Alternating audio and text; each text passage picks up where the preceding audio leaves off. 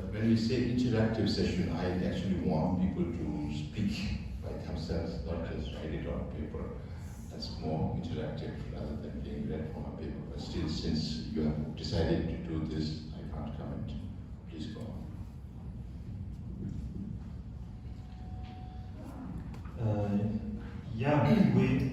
We actually received quite a lot of questions, and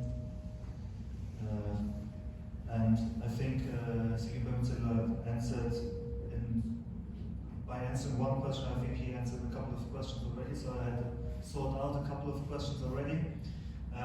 Do we maybe have someone in the audience who want to ask him directly a question? Yeah? Microphone.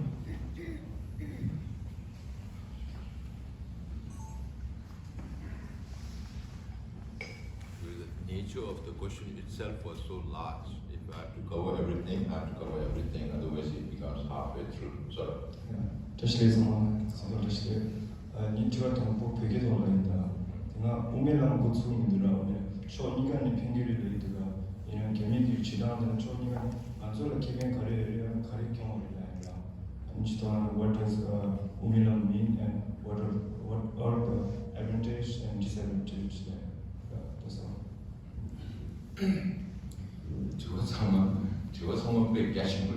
And this is one time, because I don't know when I will be able to come back to Switzerland. That's why today's afternoon session is going to be pretty long with the general public as well. Because these are questions that we need to address, particularly to the younger generations of Tibetans. Now, Umelam is a Buddhist concept, the middle way. Right? Here it's applied on a political level, and some now copy his holiness ideas, and some call it the third way. But we call it the middle way. The one aspect of this is that Tibet was an independent state. There is no argument about this. That is why we had Michael Van Wall talking yesterday about his book, Tibet Brief 2020. And he worked on this book for the past 10 years. Not just depending on Tibetan sources, or not just depending on Chinese sources, but also Mongolian sources, Japanese sources, Russian sources, many countries in Asia. He dealt with many hundreds of scholars and came out with this book, that's why I highly recommend you read it. This is from a very legal perspective, because you have to understand when you analyze situation whether you're looking at it from a legal perspective or from a political perspective.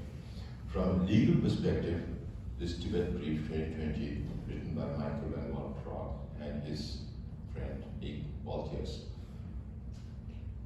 which establishes that Tibet was never a part of China.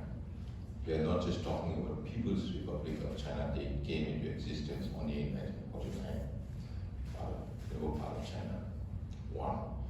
There is another book which I've asked the officers of Tibet to distribute to the foreign officers and diplomats and all that. That is written by a Chinese professor. He was a professor in the City University of Hong Kong, now retired, and he's in Santiago, Professor Lau. I don't remember his full name, but his last name is Lau. Now, his sources are all based on imperial Chinese records. It's not manipulated by the Tibetans. It's that imperial Chinese records does not recognize Tibet as part of China at any time. So whether you're talking about the Yuan dynasty, which was the Mongol Empire, not a Chinese empire, and the Ming emperors, we had no relations whatsoever. From 1640 up to 1644, from 1358 to 1644. The Ming was completely Chinese dynasty. And at that time, there was hardly any relation between the Ming and the Tibet. Then from 1644, 2 years after the fifth Dalai Lama came to office, took this temporal position. From 1644 to 1911, that was the Manchu Empire. So Professor Lau's book, this time, concentrated on the Manchu Empire, and Manchu's imperial records does not suggest that Tibet was part of China. So these are two latest books with empirical and historical evidence to prove that Tibet was never a part of China. But there are areas like Amdo Kham areas, because I asked Professor Lau whether you covered those areas or not. He says these two areas are very murky. Historically, there are too many links with the Mongols, with Chinese at different times. You know, that's why you have this and all those sort of connotations in history. So when we say middle way approach, on the one hand, we are talking about independence of Tibet before Communist China came to Tibet, or Communist China occupied Tibet forcefully. Then there is one extreme point. And then the other extreme point is integration of Tibet into China. So these two are the extreme points, whereas you're talking about independence of Tibet on the one hand, and full integration of Tibet into China as China wants. So these are the two extreme positions, and we're trying to find a middle way. Pre-1951, because the 1951 17-point agreement is also invalid according to international law, because it was forced on the Tibetans only after Chinese army occupied Shandong, not by the acquiescence of the Tibetans, not by the agreement of the Tibetans, by their own will, but forced upon them. And according to international law, as per Michael Van Waldpraat, it's illegal. That is why when you talk to governments, when you talk to foreign officers, that is what we have been stressing. Last night I didn't speak very much because I wanted Michael to speak more, but unfortunately the moderator did not understand that. So when we speak to governments, we tell them that if you recognize one China policy, if you do not recognize independence of Tibet, you are going against international law legally. But politically, it's a different thing. Okay? So then after we came into exile, from 1959 till 1973-74, you should understand what was going on in Tibet. The first few years, there was so much destruction in Tibet. As early as 1962, the late Panchen Lama had to come out with this 70,000 character petition, which describes the atrocities of the communist government on Tibet. Then it was followed by 10 years of cultural revolution, where everything old was destroyed, monasteries, scriptures, artifacts, everything. And within those periods, His Holiness was really worried about the existential problems of the Tibetans, whether we will exist as a people or not, whether our language will exist or not, whether our culture will exist, whether our religion will exist or not. Under those circumstances, then His Holiness started thinking about this middle way in 1973-74. And then the first manifestation of this middle way was in the form of the 5-point peace proposal in 1987. That was followed by a description of the 5th point on the Strasbourg proposal in 1988. So the idea was that Tibetan identity will be completely eradicated in Tibet. Under those circumstances, how do we try to save that? That was the idea of the middle way approach. So today, you have too many Chinese coming in. Within the Tibetan community, we say, oh, Kongbo is part of Todeo, Kongbo is part of Luzang, or Seta is part of Khamba, Seta is part of Amdo. This is all nonsense. We don't have even a handful of land under our control, but we still fight about something that we don't have. We can resolve this whenever we get to go back to Tibet. It's within us. It's actually up to the people who live in these regions as to where they want to belong or which path they want to become. It's not something that we need to fight here in exile. But the reality is, we kept saying we don't have time. Why? There is time always. But why we say we don't have time is because of Chinese demographic aggression into Tibet. How many Chinese are coming into Tibet every year? If you look at just Kormo region, where they built the railways in 2007, when they started operating the Kormo-Lhasa railway, Kormo was a small town. Today, it has become a big town, and every people you find there are mostly Chinese.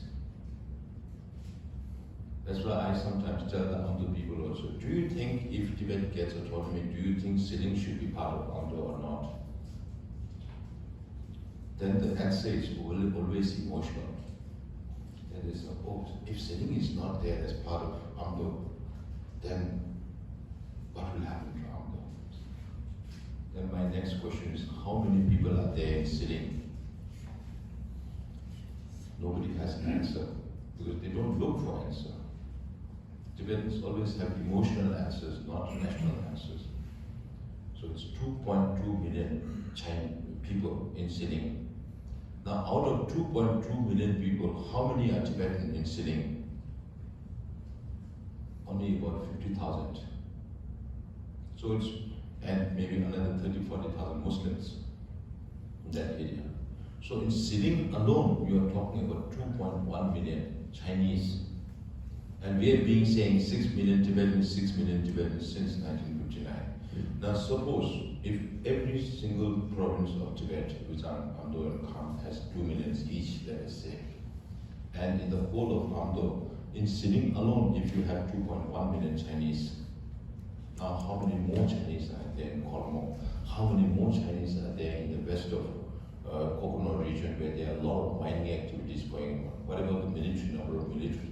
How many Chinese have moved to cities and towns where they can make money from the Tibetans? Now, if you add up all this in Amdo alone, how many Chinese will be there?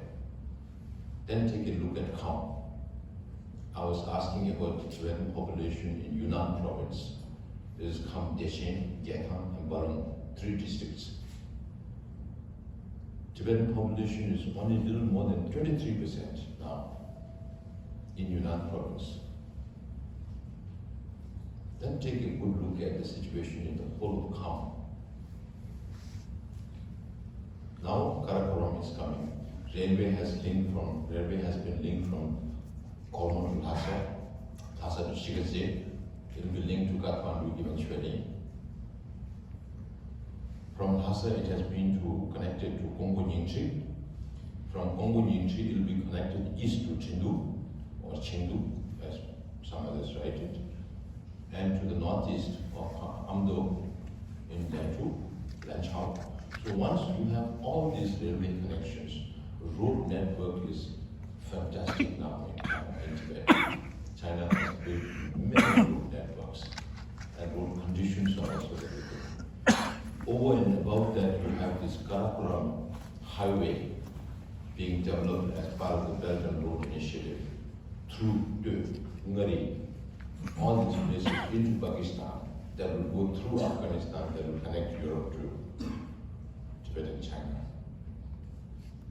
So once all these networks are built, how many more Chinese will move in? Because China has, you look at Chinese history, every time they occupy places, they move more and more people, settle them down. I read many books written by foreign visitors to Tibet in the last 2-3 years.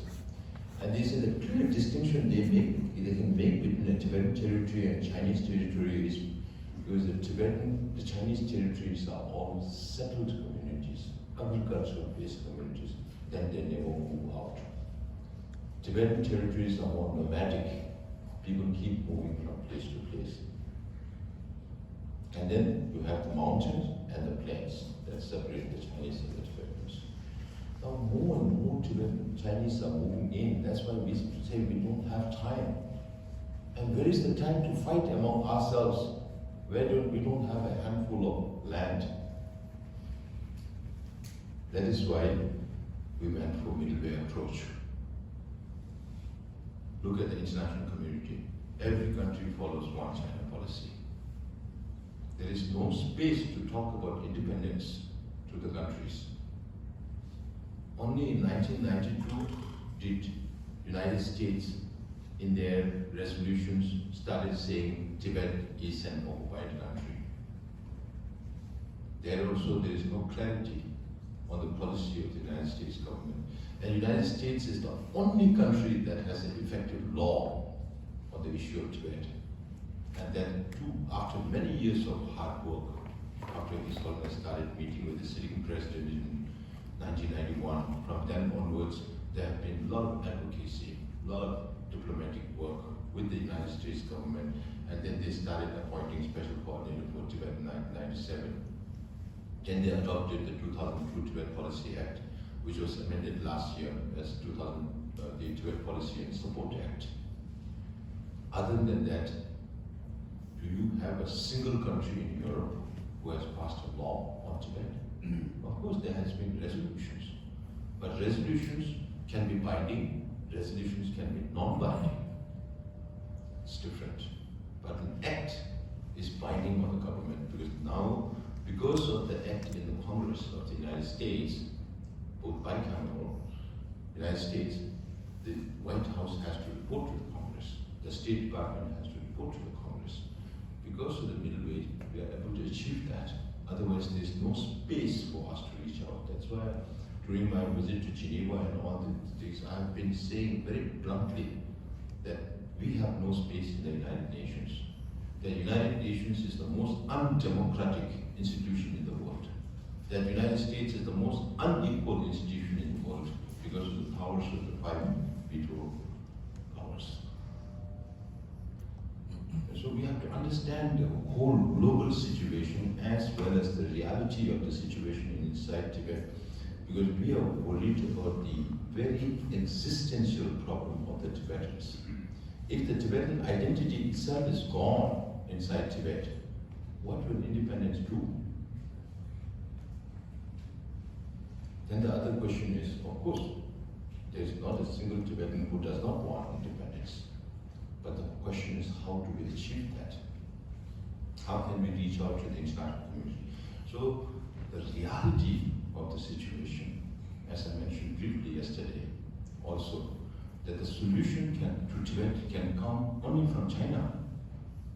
United States will not fight for us to get independence for Tibet. NATO will not fight for us. India will not fight for us. Then how do we achieve independence? That is the reality.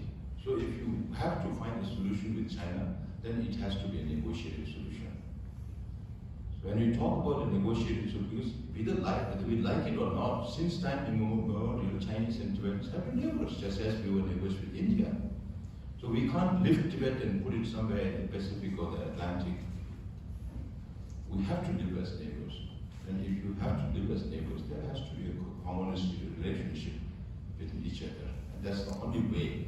So through the middle way approach, one of the most important things that people should understand is that His Holiness' vision for the middle way is to incorporate all the Tibetan areas, not just Uzang, the former territory of the Gandhi government, but also includes east of Kham, east of Tissue of the Kham region. That also includes whole of Amdo, which was not under the Gandhi government. If you are asking for independence, then there are a lot of territorial issues. That is why I always keep saying, read history, understand your history. I'm sure none of you know that Qinghai was not under the control of the Gandhi government since 1724. East of Kham was not under the Gandhi government since 1726. Do any of you know about this fact? But that does not mean to say that Qinghai and Kham, east of Kham, were under Chinese. No, I'm not saying that. But that's also the reality. So if you read history, you will understand all that. That is also why we did not support 100 years of celebration of the Declaration of Tibetan Independence that were taken up by some of the youth organizations. Why? Then you have to look at the territory at that time in 1914. How much was Tibet at that time? So there are so many things, not just emotional. It's not just enough to be emotional about Tibet. You have to be factual about Tibet in many issues. Then take the right position and have the right argument with governments and people. So we try to reach out, we'll still try to, because we don't find anything wrong with the middle way approach. It's only the response from the Chinese government that is wrong. That is why I keep saying, I hope that better sense prevails over the Chinese leadership.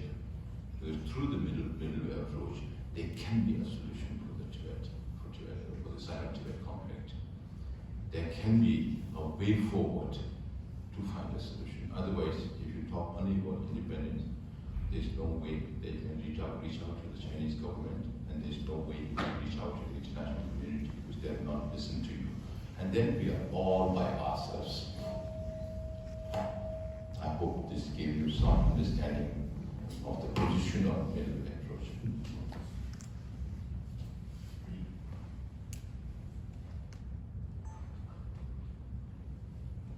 So these are two very large questions. I hope the next questions I'll answer as brief as possible.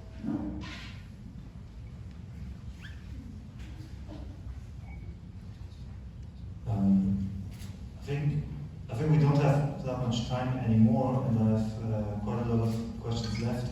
I think I will start maybe one and then see how.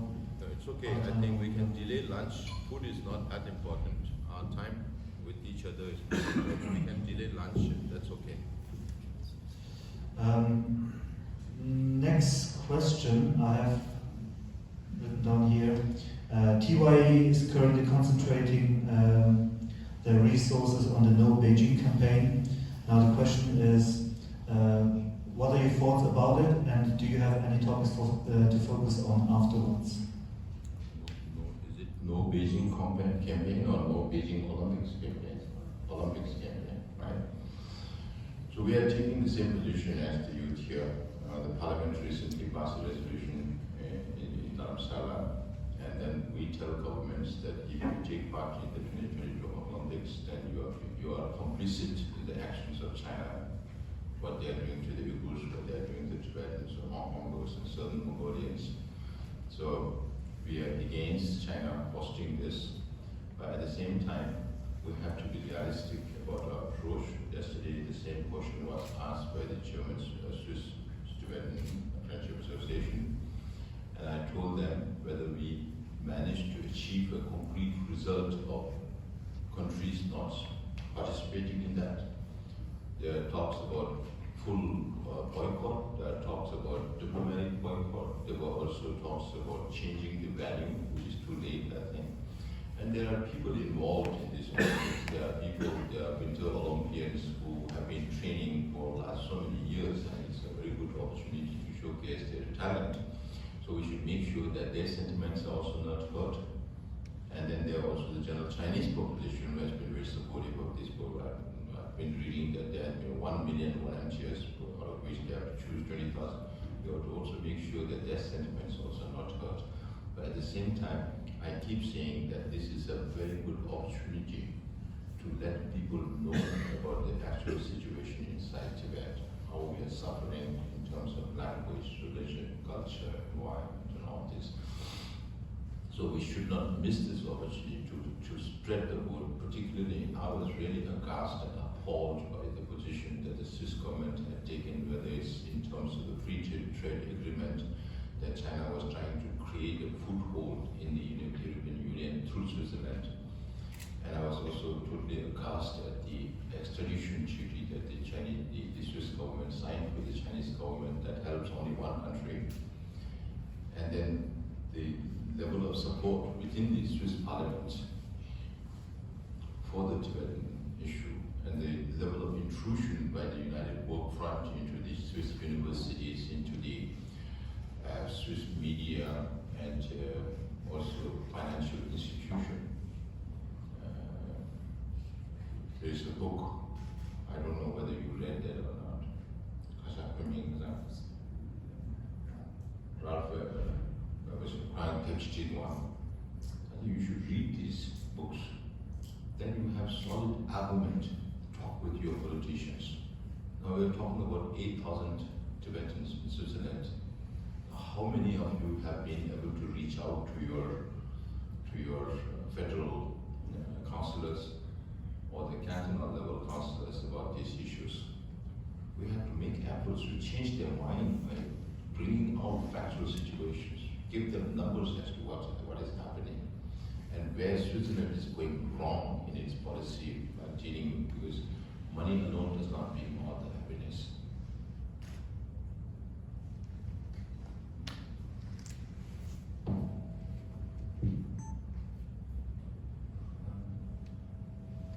Next question would be, you have mentioned the importance of the Tibetan history. How are you going to support the youth outside India to gain this knowledge? We live in a digitized world, digital age. So right now, so far in the last more than 5 months, I didn't get much time to streamline any of our programs. So once we have the 3 lady ministers in place, then I might have a little more time. And there will be also the Minister for Information and International Relations. Secretary is here. People from Tibet Online are also here. Shimi and Namisawa. Namisawa is responsible for the information section. Where is Thankyou? He's somewhere. Okay. He's also here. He's an additional secretary in the Department of Information and International Relations here. And we revisited a little bit about what they have been doing on Tibet Online. And I also stressed on the importance of having history lessons, if possible, in different languages, so that Tibetans outside India and Bhutan can also have access to information about Tibetan history. So we'll invite experts on Tibetan history to talk about Tibetan history in different languages, so that you will also have access to this information.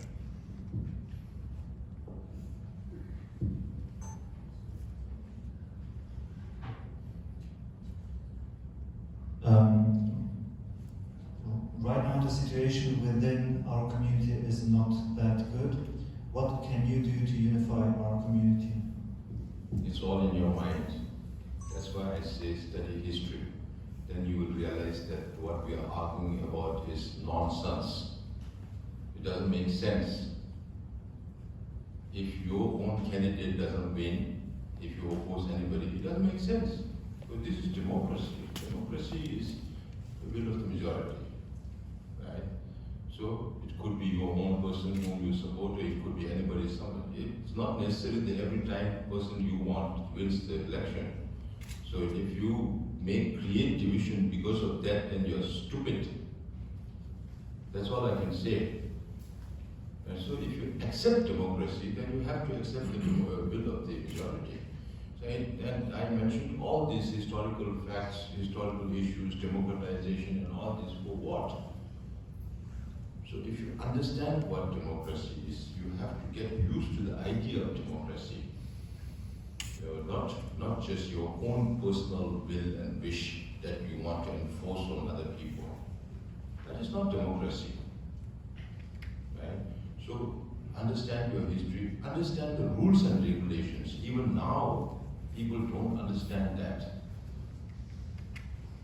Right? If you understand the rules and regulations, then you know who has breached or who has not breached. So if you understand the rules and regulations, if you understand the history, and more importantly, if you understand who your real opponent are or is, then you know where to direct your energy. But then you should also understand that these divisions are being created by Chinese agents as well, when they can have cyber war with the biggest nations, hack into the most secure computer networks. You can imagine what kind of role they'll be playing within the Tibetan community to decide to divide ourselves. Divide the Tibetan community, because they don't don't show their faces, they don't show their identity, and then they say a lot of things that helps divide our community, and our people are playing into their hands. So you have to decide. That is why I always say, please be informed. Then you know you can make a judgment of who's right and who's wrong. If you don't know, then you always keep listening to others and think that's right. Just yesterday in Geneva, a few days before in Geneva, I heard one young girl, I was informed about this, one young girl whose parent has been saying that Penpa is almost demonic. Now she met me, she saw me, she heard me, and then she was saying, he doesn't look demonic. Because no, many people don't know me. They have never worked with me. They don't understand me. In my 20 years of career in the parliament, as speaker for 7.5 years, I had to work with everybody. Amdos, Uzan, Kampas. Was there ever a controversy about what I did as an official in the official position of a speaker? Only during elections you come up with so many allegations which are unfounded. You know, I used to watch, when I was representative of the Southern in Washington DC, I used to watch CNN, MSNBC, and then I also watch Fox as to how people spin facts. You know, this is exactly what's happening. It's not just the Chinese agents, but also Shukden agents, people who have grouses within the community. So it could be multiple of reasons why there is divisiveness, why people spread so much disinformation within the community. So the best thing for you to do is to understand, watch the parliament session, who's saying what. Don't judge me from my clothes. People are commenting more on my clothes than my work. One day I wore a Goa chapel on the moon train. Deep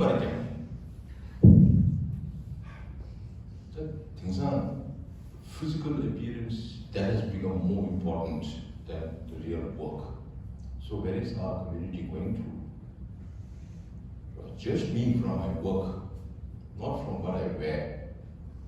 Well, that is only external.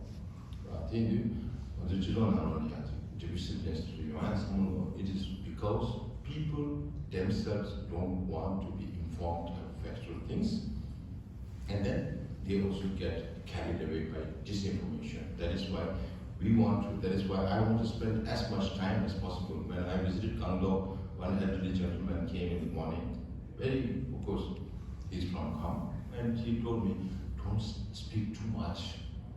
Because people think, I want to go, but he was speaking so much and I could not go home. And the same day, I was speaking to the general public in Kangdok, and I told them that I had a visitor this morning who told me this, but I'm going to speak longer because I may not come back for another 2-3 years. And I don't want disinformation within the community. Right now, I'm here, you ask me the questions, and I'm here to answer you. Don't talk behind my back. If you have grouses, tell in front. If I'm wrong, I'll say sorry, even if it's a child. If I'm not wrong, I'll make sure that you know the facts. That's the only way to dispel disinformation. And the transparency level that we brought into the cabinet, from the time I came to the cabinet, every single discourse that I have, every single conversation that I have with visitors are all recorded. Tomorrow, if anybody asks me on September 5th, you met with this person, give us the record, we are willing to give. We have nothing to hide. That's the level of transparency we want to bring. Social media will not answer. But anybody who identifies themselves will answer, including media, Tibetan media, who are involved in disinformation. When they meet face to face, they don't ask questions. But behind, they write a lot of things which are nonsense. Right? So people has to be aware. If people are aware, no amount of disinformation can divide our community. If people are aware, nobody can divide us. then you can judge for yourself.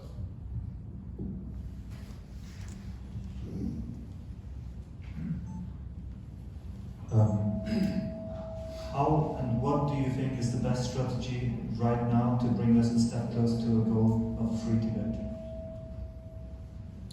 Now again, this word free and independent, freedom and independent, these are two, some people mix these two, but legally speaking, freedom can be part of independence, but independence is not a subset of freedom. So independent is different and freedom is different in terms of interpretation. So we will try every possible means to reach out to the Chinese government. Right now, what Xi Jinping is doing internally, they talk about communist society, but what they are doing to Uyghurs, Tibetans, Hong Kongers, Southern Mongols is not at all communist society. The amount of money they're spending on internal security, China may perhaps be the only country who spends more money on internal security than external security. That itself is symptomatic of the distrust between the Chinese government and the Chinese people. That includes people in Tibet. Right? So if you consider this and China's belligerence against China, on India, and its postulations against Taiwan, and expansionist policies in South China Sea, trade war with the United States, and the changing dynamics in its relation with the EU, the formation of the Quad, formation of the AUKUS, it's all pointer to the fact that China is very, very insecure today. We were there in Rome as an alternative to the G20 and the Interparliamentary Alliance on China conference. Xi Jinping was not there in Rome for the G20 conference. Xi Jinping was not there at the Glasgow COP26 conference. Now he's becoming more reclusive. Of course, too much power is in his hand. Maybe not even Mao had during his time. So it's a very dangerous situation because they feel that communism is being attacked from everywhere, internationally, domestically. So they feel very insecure. If there is no communist party, international relations doesn't matter. So when one person has too much power in his hands, it's good if that person behaves the right way, but he also gets blamed for everything wrong. So sometimes I get this feeling that Xi Jinping is digging his own grave, and maybe that's good for us, because nobody thought that Russia would break up, or Soviet Union would break up, Russia, Soviet Union broke up. And as Buddhists, as I always say, we don't believe in permanence, we believe in impermanence. Western philosophy also talks about change is the only constant. Communism will not last forever. It has to die someday. So when such opportunities arises, that is why yesterday Michael Renwal was talking about creating that space for the international community to step in whenever it's an opportune time. We also have to be prepared for all kinds of eventualities. But in the meantime, we'll reach out to the Chinese government because that is what we have to do if we have to find a mutually beneficial, negotiated, lasting solution for the issue of Tibet, for the cause of Tibet, to resolve the Sino Tibet conflict.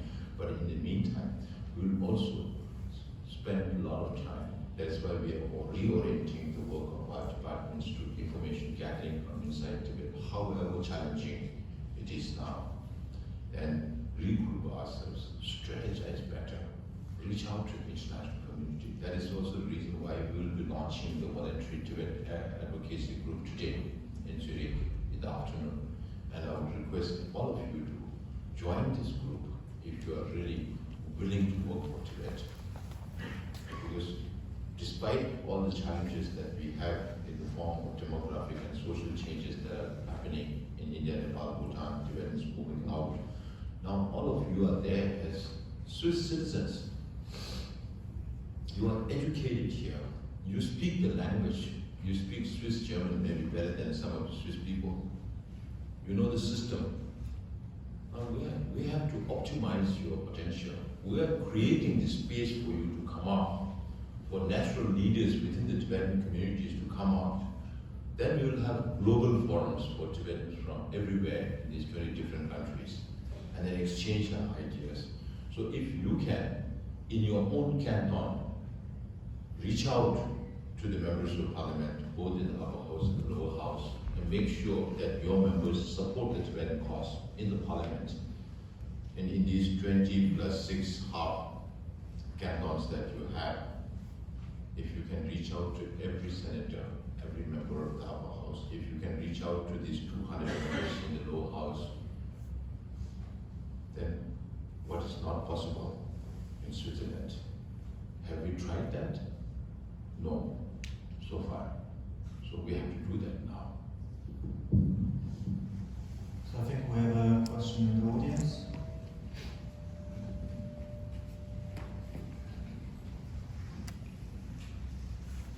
In the past, one of the policy of the CTA was to re-establish a meaningful dialogue with the Chinese government. My question is, are you still following this policy? And if yes, what are your concrete plans to reactivate the dialogue between Tibetan and Chinese representatives?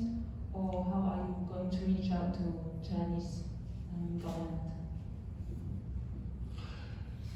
I think there needs to be this understanding that if a new Sikyong comes, the Sikyong alone does not have the right to change the policies. The policies are decided by the parliament. That's why I explained about the structure. I explained about the peculiarity of the uniqueness of Tibetan democracy as how matters are decided. In terms of policy matters, the parliament unanimously adopted this resolution in 1997. The wordings are considering the reality of the situation in China, in Tibet, and internationally. We will abide by whatever His Holiness decides. So His Holiness decided on middle way approach, and it continues to this day. I cannot change, as Sikyong or the cabinet cannot change. If we need to change the policy, there will have to be a referendum. Because it's not only the parliament that can change, because we went through a process of referendum in the early 90s when His Holiness said, I will go seek the opinion of the people to decide the future course of action for Tibet. So when we became members of parliament in 1996, we went around settlements to speak about independence, middle way approach, self-determination, and self-insistence, truth, satyagraha, on those 4 choices. So now, it is the official position of the Central Tibetan administration to follow the middle way approach. So when we follow middle way approach is an umbrella under which we have to operate.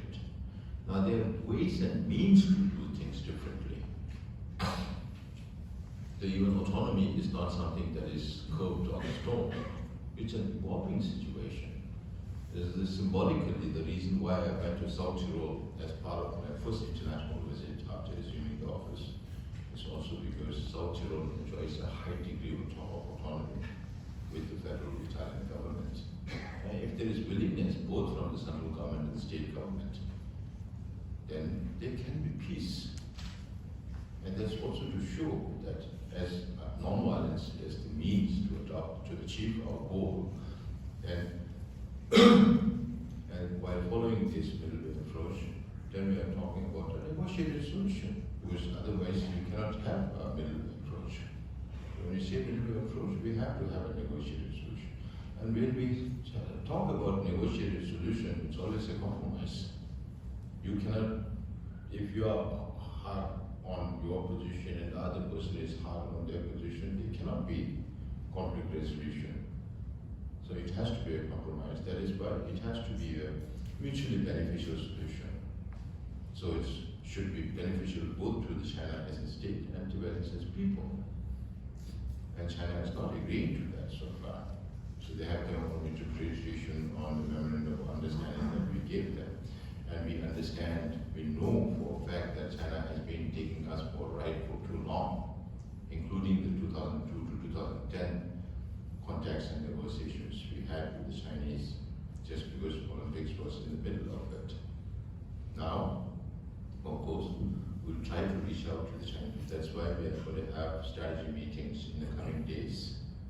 Because it has been only 5 months. I told you we restructured We had used to have a 17-member task force. We did away with that. It was too large.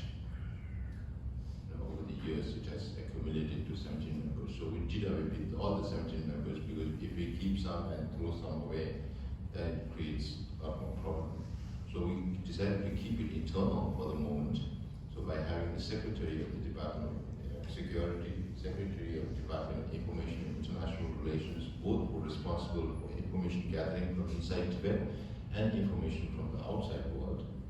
And this will be processed by the Tibet Policy Institute. So the director of the Tibet Policy Institute is part of that group, the 4-member group.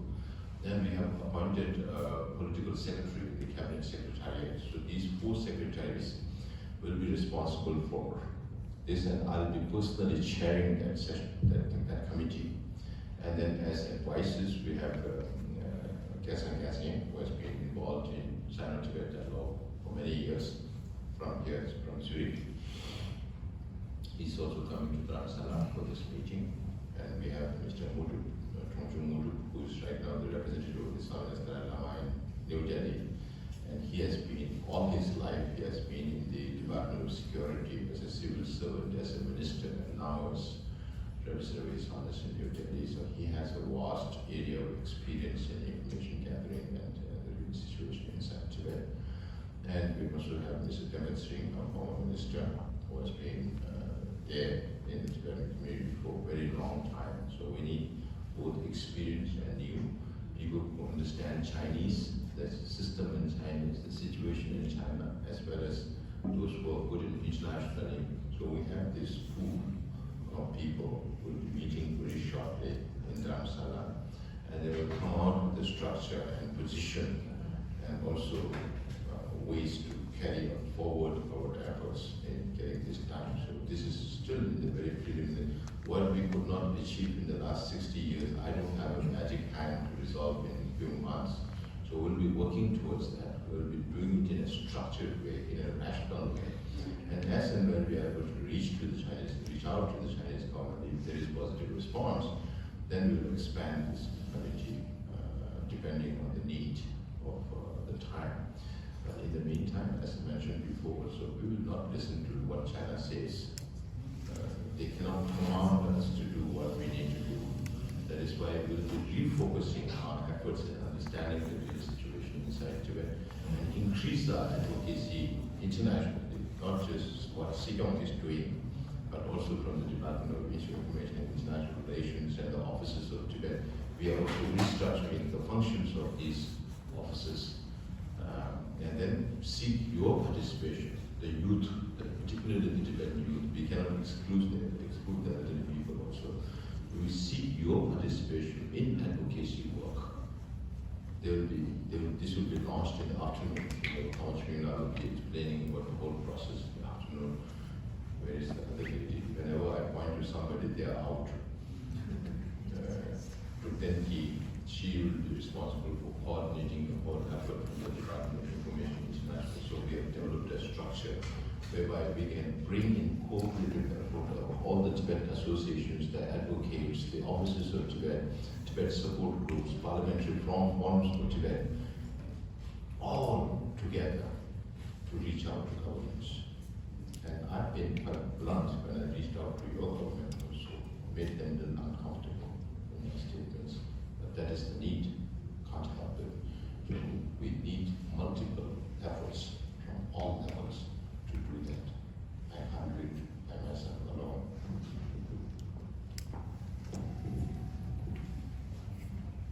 Next to Thankyou, she will be responsible for coordinating the voluntary Tibet advocacy group. I would say maybe the final chance from the audience to ask questions. Just make a hand sign.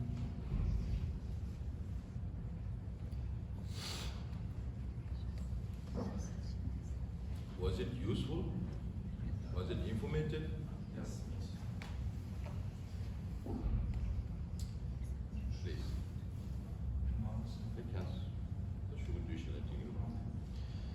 Well, if there are no more questions left, we will come to an end of this interactive session with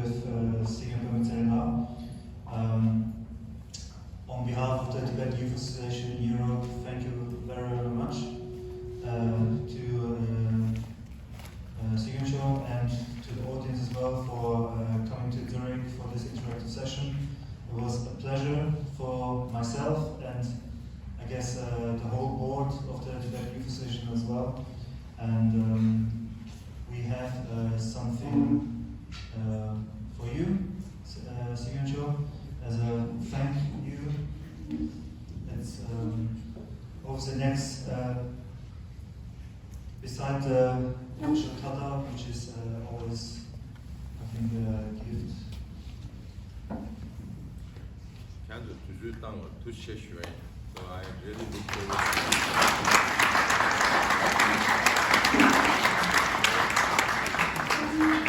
interactions in the future.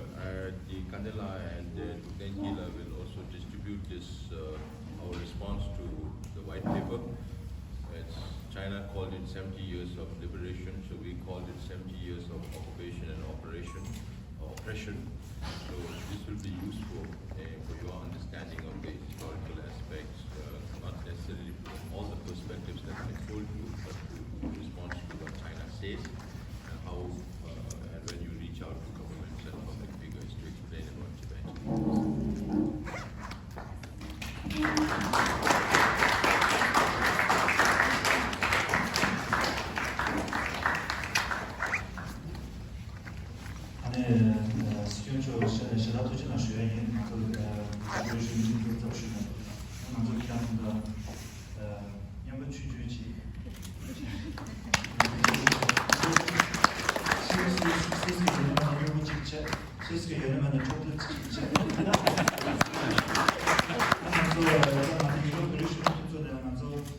merchandise